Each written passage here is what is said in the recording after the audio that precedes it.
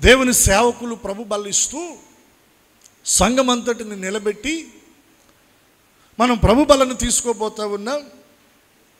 మంచి మనస్సాక్షితో ప్రార్థన పూర్వకంగా ఆసక్తిగా ప్రభు బలను మనం ఆచరిద్దాం. ప్రభు బలలో పాలు పంపులు పొందే ప్రతి ఒక్కరు కూడా ఒకరితో ఒకరు సమాధానం పడండి. ఏదైనా చిన్న చిన్న విషయాలు ఉంటే మీరు క్షమించుకోండి అని దేవుని సేవకులు అనౌన్స్మెంట్ చేశారంట. అనౌన్స్మెంట్ చేసి పక్క వారికి ప్రైజ్ లాట్ ఇచ్చి, బ్రదర్ షాలం, సమాధానం, నేను నీ ఎడల ఏదైనా ఒక చిన్న పొరపాటు ఒకవేళ ఏదైనా తెలిసి తెలియక జరుగుంటే సారీ, నన్ను క్షమించండి అని ఇలా ఒకసారి మీరు మాట్లాడుకోండి అని అన్నాడండి. ఎవరు? దేవుని సేవకులు. అప్పుడు అందరూ వారి ప్రక్క వారితోటి షేకండ్ ఇచ్చి ప్రైజ్ లాట్, షాలం, సమాధానం, ఒకవేళ నీ ఎడలు నేను ఏదైనా ఒక చిన్న పొరపాటు ఎక్కడైనా తెలుసో తెలియక జరుగుంటే క్షమించండి బ్రదర్, క్షమించండి సిస్టర్, ఇలా ఒకరికొకరు చెప్పుకుంటున్నారంట.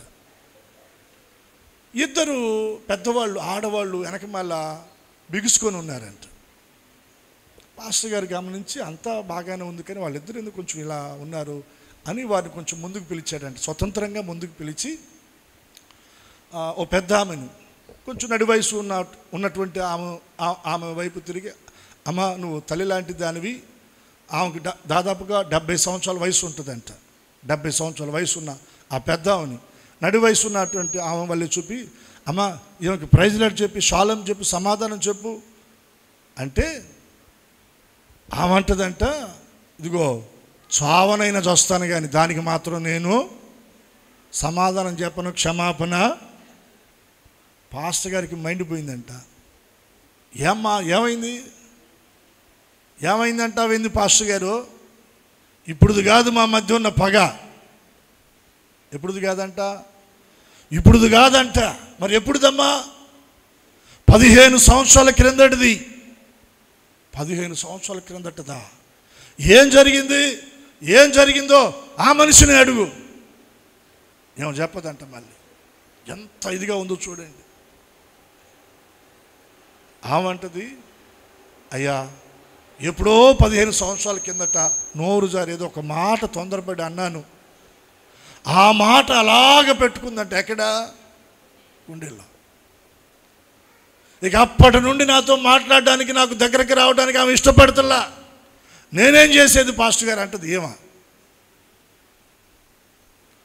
చచ్చే వయసులోకి వెళ్ళినా ఆమెలోనికి ఏం లేదు, ఏం లేదు చెప్పండి. ఒక మాటను ఓర్చుకొని క్షమించే ఆ తత్వం. అంటే ఈ 15 సంవత్సరాల నుంచి మందిరానికి వస్తున్నావా? వస్తాను. నేను ఎందుకు ఆగుతాను మందిరానికి? మందిరానికి వస్తాను. మరి వాక్యం వింటున్నావా? వాక్యం వింటాను. మరి దేవుడు ఎప్పుడు దేవుడు ఎందుకు మాట్లాడు? ప్రతి వారం దేవుడు మాకు తెలుసు, వాక్యం అంతా మాకు తెలుసు పాస్టర్ గారు చెప్పు, ఇప్పుడు ఏందంటావా అంది. ఈ పాస్టర్ గారు కూడా ఏం మాట్లాడలేకపోయాడు. ఏమి లేదు చెప్పండి. క్షమించే ఆ మనసు, క్షమా గుణం కలిగి లేరు. సంవత్సరాలు తరబడి మందిరానికి వస్తూ దేవుని వాక్యము వింటూ ప్రార్థన చేసుకుంటూ ప్రభు బలలో పాలు పంపులు పొందుతూ ఆయన రక్త మాంసాలు నువ్వు భుజిస్తూ క్షమాగుణాన్ని కలిగి లేకపోతే నిన్ను బట్టి దేవుని నామం ఘనపరచబడుతుందా, అవమానపరచబడుతుందా? ఆలోచన చేయండి. నేనంటాను, మనం ఒకరినొకరు మనం క్షమించే వారంగా మనం ఉండాలి. వాక్యాన్ని చదవటం, ధ్యానించటం, మూడోది ఏం చేయాలి? గైకొనాలి, దాన్ని మనం అనుసరించాలి. తండ్రి వీరేమి చేస్తున్నారో వీరు ఎరుగురు కనుక వీరిని క్షమించమని ప్రభువారు చెప్పిన మాటలు చదువుకున్నాం, ధ్యానం చేసాం. దాన్ని ఇప్పుడు మనం ఏం చేయాలి?